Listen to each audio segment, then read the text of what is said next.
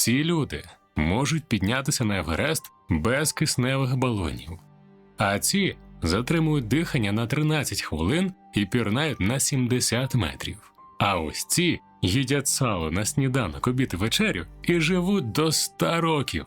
І це не супергерой з Марвел. Це еволюція, яка відбувається просто зараз на наших очах. Усім привіт! Ви на каналі Ільгінойс, і у цьому відео поговоримо про надлюдей. Лайк поставити, коли додивитеся, але підписатися на канал запрошую прямо зараз. Влаштовуйтеся зручніше і поїхали. Ільгінойс. Індонезія, Філіппіни, Малайзія. Тут живуть баджау. Їх ще називають морські цигани або морські кочівники. Вони народжуються на воді, живуть на воді і помирають на воді. Їхні будинки – човни або хатини на палях посеред океану. Професія – рибалки. Але не з вудкою. Вони пірнають. Без акваланга, без трубки. Тільки саморобна маска з дерева і скла. І затримують дихання на 13 хвилин. Для порівняння, звичайна людина може робити це максимум на 2 хвилини. Професійний фрідайвер після багатьох років тренувань десь 5-7 хвилин. А баджау – 13. Пірнають вони на 70 метрів глибини. Збирають восьминогів, морські огірки, водорості.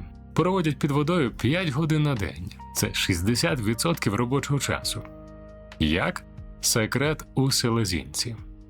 Зачекайте, селезінка – той орган, про який ми згадуємо тільки коли хтось каже «вибив селезінку». Виявляється, селезінка – це не просто фільтр для крові. Це резервуар кисню. Уявіть акваланг тільки всередині тіла. Ось як це працює. Селезінка зберігає еритроцити – червоні кров'яні клітини, які переносять кисень. Коли пірнаєте і затримуєте дихання, селезінка скорочується, як м'яз, і викидає ці еритроцити в кровообіг. Раптом у крові з'являється на 10% більше кисню. У звичайної людини селезінка може віддати від 3 до 6% додаткових еритроцитів, а у баджау – цілих 10%, бо їхня селезінка на 50% більша за нашу. І це не через тренування, це генетична мутація. Ген PDE10A. Навіть діти баджау, які ніколи не пірнали, мають велику селезінку. Це в їхніх генах. У цього народу 25 тисяч років життя на воді. Природний відбір. Ті, у кого селезінка більша, виживали, народжували дітей і передавали цей ген. Але зачекайте, а як за 13 хвилин затримки дихання мозок не помирає без кисню? Мозок звичайної людини без кисню починає вмирати через 3-4 хвилини. Баджау пірнають на 13. Фокус у тому, що коли ви затримуєте дихання і занурюєтеся у воду, запускається так званий рефлекс пірнання.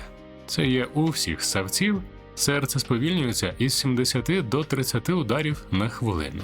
Тіло переходить у режим економії, витрачає кисень тільки на найважливіше – мозок і серце. Руки-ноги можуть почекати. І у баджау цей рефлекс працює краще, ніж у нас. Плюс велика селезінка, а значить більше запасу. Результат – 13 хвилин під водою. Непал, Тибет, Гімалаї. Тут живуть шерпи. Професія – гіди на Еверест. Вони піднімаються на майже 9 тисяч метрів без кисневих балонів. Для порівняння, звичайний альпініст на висоті 8 тисяч метрів ледве дихає. Серце б'ється як божевільне, голова розколюється, кожен крок подвиг. А шерпа спокійно йде, та ще несе 40 кілограмів вантажу і розмовляє. А Пашерпа піднявся на Еверест 21 раз, без кисню. Розкажу детально, як працює кисень на висоті. На рівні моря повітря містить 21% кисню. На висоті 8 тисяч метрів теж 21, але тиск у 3 рази нижчий. Тобто кисню фізично менше. Організм звичайної людини реагує так. Мало кисню – зроблю більше гемоглобіну. Більше гемоглобіну – більше кисню. Але проблема в тому, що кров стає густою, і серцю качати її важче. Як наслідок – ризик тромбів, інсульти, інфаркти.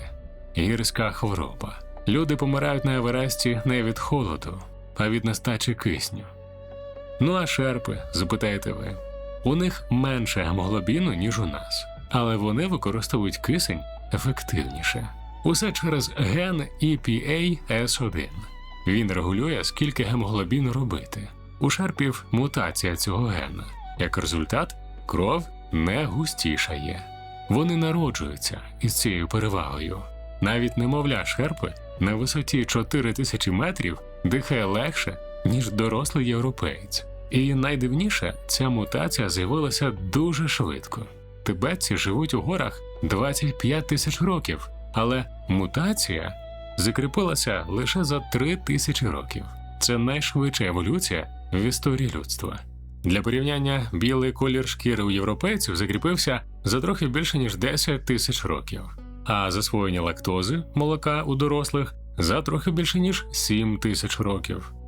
Отже, природний відбір працював на максимумі. Бо хто не витримував висоту – помирав, а хто витримував – народжував дітей. Арктика, Гренландія, Канада, Аляска. Тут живуть інуїти. У цих краях температура взимку до мінус 40 градусів за Цельсієм. А їжа, яку споживають люди, містить до 70% жиру. Сало тюленя на сніданок, китовий жир на обід, риб'ячий жир на вечерю. Овочі і фрукти – майже ніколи, бо в Арктиці нічого не росте. Для звичайної людини така дієта дорівнює серцевий напад за 10 років. Інуїти живуть до 100. Серця у них здорові, судини чисті. Як це працює? Жир буває різний. Насичений жир, сало, масло – це погано для серця. А ненасичений жир – риба – це добре. Омега-3 жирні кислоти з риби, тюленів – це дуже добре. Але навіть омега-3 у величезних кількостях може бути токсичним. Інуїти ж їдять у 20 разів більше цих омега-3, ніж рекомендовано. Усе через ген FADS. Він контролює, як тіло розщеплює жири. У інуїтів мутація. Їхнє тіло перетворює омега-3 по-іншому. Тому у них жир не відкладається на стінках судин, не підвищує холестерин, а йде на енергію та тепло. Плюс іще один ген TBX15. Він регулює бурий жир, який виробляє тепло. У інуїтів його більше. Це тому вони витримують мінус 40 у легкому одязі. Як побічний ефект, інуїти у середньому на 2 см нижчі за інші народи. Мутація генів жирів вплинула на ріст. Так, еволюція не ідеальна, але вижити в Арктиці важливіше, ніж бути високим. Західна Африка. Тут щороку від малярії помирає 600 тисяч людей. Комар кусає, паразит потрапляє в кров, руйнує еритроцити, людина помирає. Але деякі люди не хворіють, навіть коли їх кусають малярійні комарі. Секрет в іншій хворобі – серпоподібній анемії.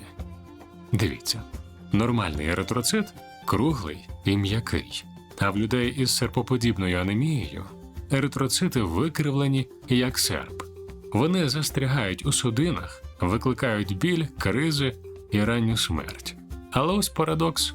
Одна копія цього гена від одного з батьків – це захист від малярії на 90%. А 2 копії від обох батьків – це хвороба. Тобто, якщо ти носій, ти здоровий і плюс захищений від малярії. У регіонах, де малярія вбиває мільйони, краще мати 10% населення з анемією, ніж втрачати 50% від малярії. Можливо, через 10 тисяч років наші нащадки зможуть дихати під водою, або витримувати радіацію, або жити в космосі. Бо так влаштована еволюція. Вона не запитує дозволу, вона просто бачить, в чому проблема окремої популяції і працює. Якщо вам було цікаве це відео, тепер уже з чистою совістю можете і ви попрацювати, поставте йому лайк, напишіть коментар, давайте обговорювати і поділіться цим відео з друзями, кому теж воно може бути цікавим. Дякую за перегляд, бережіть себе і до зустрічі у нових відео на каналі Ільїнойс.